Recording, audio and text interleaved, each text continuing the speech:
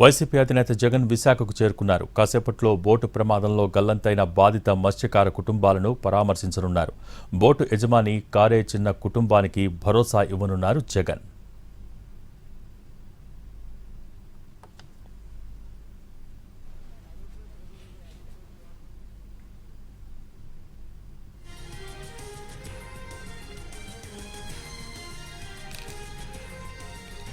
YCP అధినేత జగన్ విశాఖకు చేరుకున్నారు. కాసేపట్లో బోటు ప్రమాదంలో గల్లంతైన బాధిత మత్స్యకార కుటుంబాలను పరామర్శించనున్నారు. బోటు యజమాని కారే చిన్న కుటుంబానికి భరోసా ఇవ్వనున్నారు జగన్. దీనికి సంబంధించి పూర్తి అప్డేట్స్ మా ప్రతినిధి రవిచంద్ర లైవ్ ద్వారా అందిస్తారు. రవిచంద్ర, విశాఖ ఎయిర్పోర్ట్కు చేరుకున్న జగన్మోహన్ రెడ్డి మరికొద్ది సేపట్లోనే జబ్బర్ తోటకు రోడ్డు మార్గంలో రాబోతున్నారు. ప్రస్తుతం బాధిత కుటుంబాలన్నీ కూడా ఇక్కడే ఉన్నాయి. వీరందరినీ కూడా పరామర్శించి వారికి భరోసా ఇవ్వడానికి జగన్మోహన్ రెడ్డి వస్తున్నారు.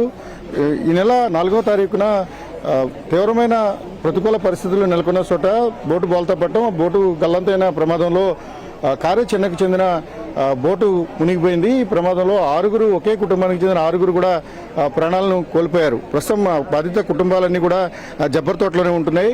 వారందరినీ కూడా జగన్మోహన్ రెడ్డి పరామర్శించి వారందరికీ కూడా భరోసా ఇవ్వబోతున్నారు. 10 రోజుల తర్వాత ఆసుపత్రి నుంచి బోటు ఓనర్ చిన్న కూడా ఇంటికి చేరుకున్నారు.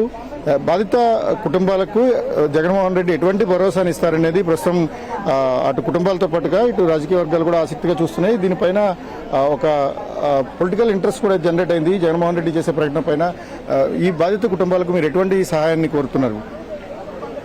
బాధిత కుటుంబాలకి రాష్ట్ర ప్రభుత్వం అనుకున్నంత సహాయం అయితే చేయలేకపోయింది. ప్రధానంగా ఏంటంటే మృతదేహాలని వెతికి పెట్టడంలోనే వాళ్ళకి బాధిత కుటుంబాలకు అప్పచెప్పడంలో పూర్తిగా విఫలమైంది. దానివల్ల ఏంటంటే వీళ్ళకి ప్రభుత్వం ఇచ్చేటటువంటి కాంపన్సేషన్ కాకుండా కనీసం తక్కువలో తక్కువ 50 లక్షల రూపాయలు ఇవ్వాలని చెప్పేసి మేమైతే డిమాండ్ చేస్తున్నాం. అదేవిధంగా చదువుకున్న వాళ్ళు ఎవరైతే ఉన్నారో బాధిత మహిళలు, వాళ్ళకి ఉద్యోగం చేయాలనుకున్న వాళ్ళకి ఉద్యోగము, ఒక ఇల్లు వాళ్ళకి ఇవ్వాలని చెప్పి వాళ్ళకి ఉపాధి అవకాశాలు కూడా కల్పించాలని చెప్పి ఈ ప్రభుత్వాన్ని డిమాండ్ చేస్తాం. అదేవిధంగా కారి చిన్న అనే మత్స్యకారుడు మృత్యుంజయుడిగా బతికొచ్చినటువంటి వ్యక్తికి ఇటువంటి న్యాయం కూడా ఈ రోజు రాష్ట్ర ప్రభుత్వం ఇంతవరకు చేయలేదు, ఎటువంటి ప్రకటన చేయలేదు. బోట్ ఇస్తామని చెప్పేసి కలబొల్లి మాటలు చెప్పడం తప్ప ఇంతవరకు అతనికి న్యాయం చేస్తానంత ఒక ఇన్సూరెన్స్ కూడా రాష్ట్ర ప్రభుత్వం ఇవ్వలేకపోయింది. కాబట్టి ఖచ్చితంగా జగన్మోహన్ రెడ్డి గారు ఆ చిన్న విషయంలో కూడా న్యాయం చేస్తారని చెప్పేసి ఈ బాధిత కుటుంబాలన్నీ కూడా వీళ్ళు రెస్క్యూ ఆపరేషన్ చేయడంలోని ఫెయిల్ అయిపోయిన విధానాన్ని, అదేవిధంగా ఈ బాడీలను కూడా వెతికి పెట్టడంలోని ఫెయిల్యూర్స్ కూడా జగన్మోహన్ రెడ్డి గారికి వివరించి వాళ్ళకి ప్రతిపక్ష నాయకుడు జగన్మోహన్ రెడ్డి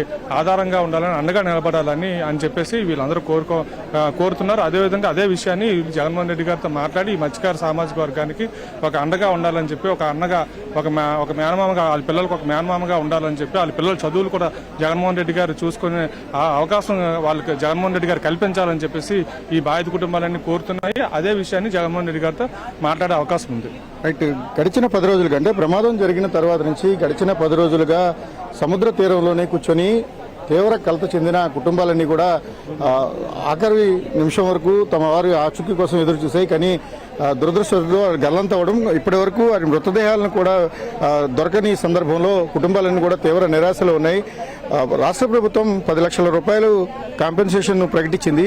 దీనికి త్రిమన్ కమిటీ ఇచ్చిన నివేదిక ఆధారంగానే కాంపెన్సేషన్ అనౌన్స్ చేసినట్టుగా బాధిత కుటుంబాలు చెప్పినాయి. ప్రస్తుతం చూడొచ్చు, బాధిత కుటుంబాల కన్నీటి వేదనను మనం చూస్తున్నాం. అయిన వారిని కోల్పోయిన కుటుంబాలన్నీ కూడా తీవ్రమైన బాధలో ఉన్నాయి. ప్రస్తుతం మన దగ్గర ఒక బాధితురాలు ఉంది. వీళ్ళంతా కూడా మాట్లాడలేని పరిస్థితి. ఈరోజు జగన్మోహన్ రెడ్డి గారికి మీరు ఏం చెప్పుకోగలుగుతున్నారు?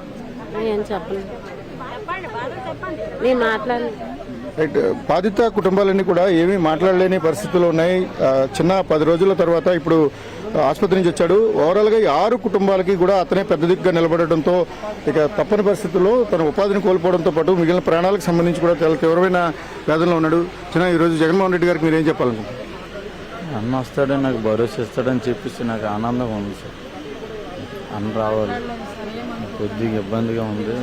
హాస్పిటల్ నుంచి రాత్రి రీచ్ అయ్యాను. అన్న వస్తాడు, నాకు భరోసా చెప్తాడు. నాకు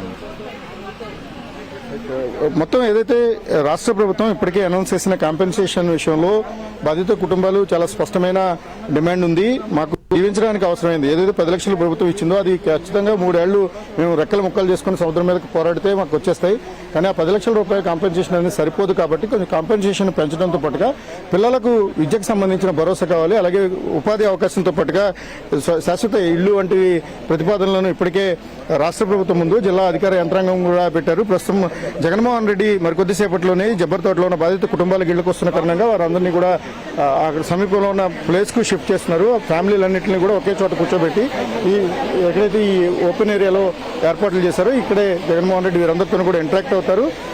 బాధిత కుటుంబాలతో నేరుగా మాట్లాడి వారికి సంబంధించి ప్రభుత్వం తీసుకున్న చర్యలు కానీ లేకపోతే దానికి అదనంగా పార్టీ తరఫున వారికి ఎలాంటి భరోసా ఇచ్చే విషయాన్ని జగన్మోహన్ రెడ్డి చెప్పబోతున్నారు.